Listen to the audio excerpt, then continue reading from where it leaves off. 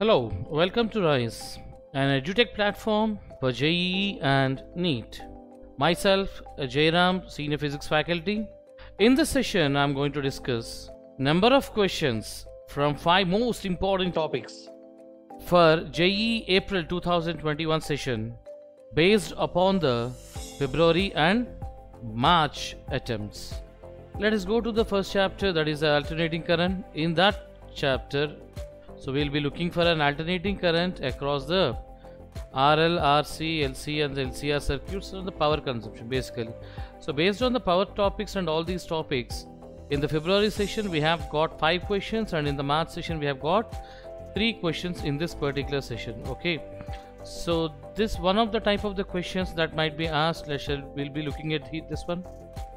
So given that a sinusoidal wave, a sinusoidal peak voltage value of 250 volts is applied to the series LCR circuit, in which a resistance of 8 ohms, an inductor of 24 millihenry and a capacitor of 60 microfarad. The value of power dissipated at resonant condition is asking the value of the power that is going to be dissipated at this particular condition. So in this particular question, the most trickiest thing or the important point that we need to understand is this is under the resonant condition.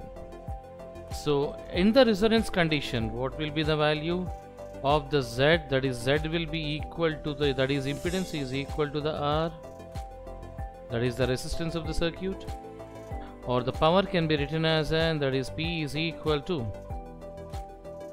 you can go further, this is Vrms square, Vrms square by R, or this can also be written as an Vrms into Irms. So based upon that particular thing, Vrms value will be V0 by root 2 whole square by the resistance R. So now substituting these values here, that is, it will be the 250 by root 2 whole square and the resistance value is 8. On the whole, it comes out to be some 250 into 250 by 16 you will be getting, that is the root 2 value, and the final answer it will be almost equal to your, that is 4. Okay, so it will be the 4 kilowatts that will be the produced for this particular case.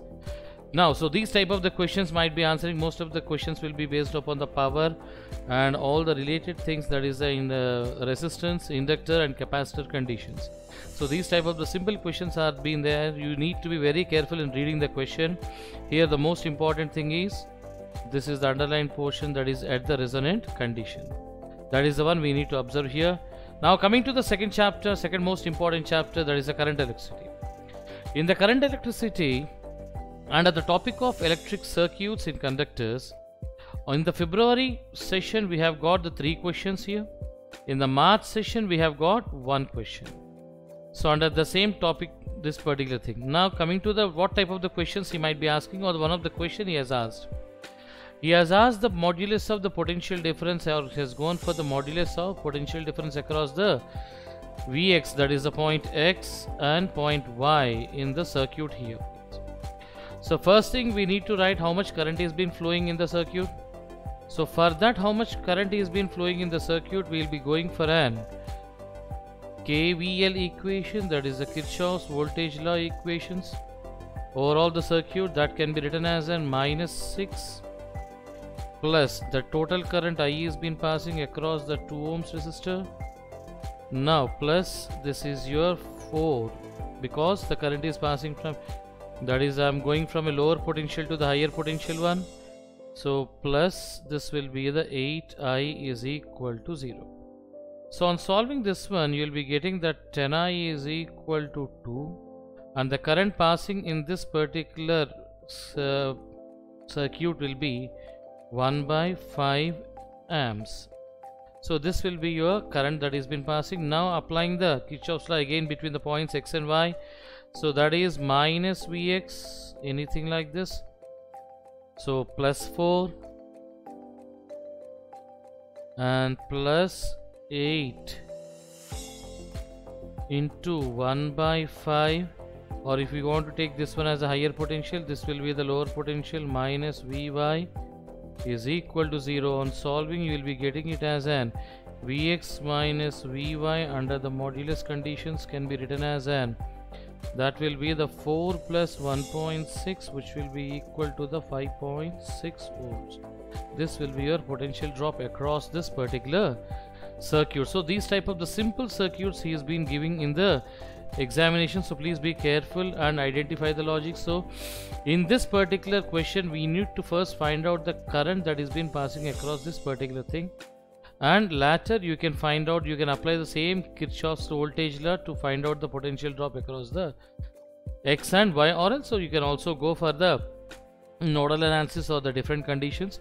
So this is the basic method. I'm going for this one. Next, the next chapter that we are going is on semiconductor electronics, materials, devices and the simple circuits. In the February session we have got 7 questions in this case.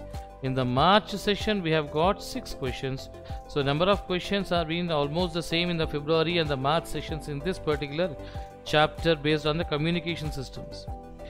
So what sort of a questions he has been concentrating on the communication systems is basically giving the carrier wave equation and the modulating wave equations, and he is asking modulating index or bandwidth or percentage of modulation. These type of the questions he is asking. So coming to this type of the question where the carrier wave he has given, that is 25 into the 2.512 into 10 to the power of 10, that is represents this one as an, you can consider this to be as, so C is equal to, this is amplitude of the carrier wave into sine of omega ct. This represents the standard equation like this, and your modulating wave equation, that is m of t, you can write the standard equation, that is amplitude of the modulating wave into sine of omega m into t. This is the one he has given. So what he has asked, bandwidth he has asked. So in this type of the questions, these are the very small chapter and a very important simple chapter. You need to know or you should have all the formulas at your fingertips. So bandwidth according to this one can be written as an, that is bandwidth can be equal to 2 times of the frequency of the modulating wave, Fm. This is the one. So for this one you need to find out the Fm is how much. So that is omega m is equal to how much, sir? He has given in the question to be 1.57 into 10 to the power of 8, which can be equated to the 2 pi frequency of the modulation. And you know that pi value is 3.14, which is the 1.57 is half of the 3.14. If I remove this one, this goes for 2 times, and the modulating frequency is equal to 1 by 4 times of into 10 to the power of 8, or that will be 25 into 10 to the power of 6. Now substituting this frequency in the bandwidth formula, 2 into 25 into 10 to the power of 6 comes out to be, that is 50 into 10 to the power of 6. That will be your, this is the hertz, or you can put it simply as an 50 megahertz. Fine. So this will be your, this type of the questions are being asked in this case. Next one, next important chapter is oscillations. So in this oscillations, a lot of questions are being given in this regarding. He is asking the, giving the basic wave equations. He might be asking you the time period and all these things. He is also asking the relationship between the time period, length and the g. If g varies, how the remaining terms are going to be changing. These type of the questions he is asking.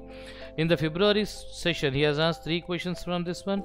In the March session concerned to this particular topic, he has asked again the 3 questions.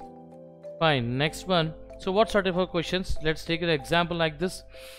The time period of a simple pendulum is t inside a lift when the lift is stationary. So lift is stationary means the acceleration due to gravity that has been acting on this particular thing will become as an g only 2 pi into root over L by g. Let us write the formula primarily. If the lift is moving upwards with an acceleration of g by 2, then the time period, new time period is asking. So if the lift is moving in the acceleration in the upward direction, then the apparent g value or change in the acceleration will be, that will be the g plus a. It is moving with an acceleration of g plus g by 2, that comes out to be 3g by 2. If I substitute in the time period, new time period, let it be the t dash, is equal to 2 pi into root over L by new g is 3g by 2. On solving this one, you can get the t dash is equal to root over 2 by 3 times of the t. So this type of the questions he is asking, sir. So please be careful, he is not going that much depth, so please be proper and confident. Read all the basic formulas of this particular chapters or any chapter that you are going to attempt. This is another fifth important topic that he is concentrating. In the atoms chapter, he is more concentrating on this de Broglie's relations. In the February session, he has asked 4 questions. In the March session, he has asked also 4 questions. So these de Broglie simple questions will be there. So what sort of a question? Let's take an example like this. An electron of the mass m is there, and the photon, which is a massless particle having the same energy E. The ratio of the wavelength of the electron to the proton he is asking. So let me write the wavelength of the photon. Lambda p is equal, it's a massless particle. So how can I write this one? From the energy E is equal to hc by lambda, or lambda can be written as, and this is hc by E. Now next lambda wavelength of the electron. For that one I am going for the de Broglie wavelength. So general formula of the de Broglie wavelength is h by mv, that is your momentum. So momentum can be written in terms of the energy as h by root over 2m into energy E.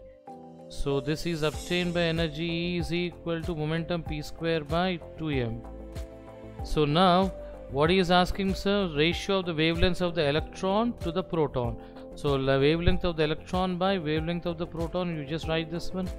Wavelength of the electron is h by root over 2m into energy by wavelength of the photon is how much, sir? This is the one which is hc by energy E. So one of the E is outside the root, one E is inside the root. So remove these two things, so you will be getting the relationship as an, this is E by C into root over 2m into E.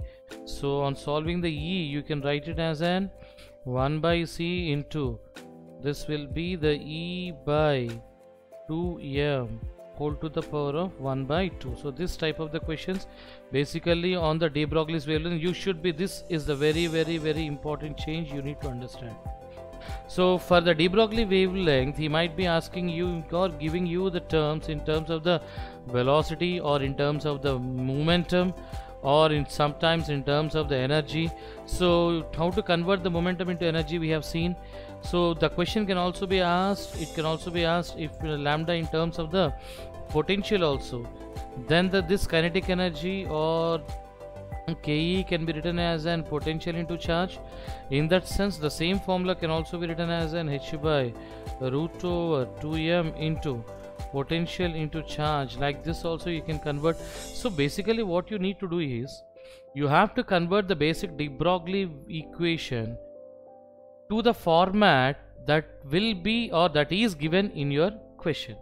So in this question he has mentioned about the energy, so we have converted the de Broglie's equation in terms of energy. If he gives you the question in terms of the potential, so you should be able to convert the wavelength in terms of the potential also. So please be careful of these type of the questions, please. And all the best for your next session. This is Jairam signing off from RISE.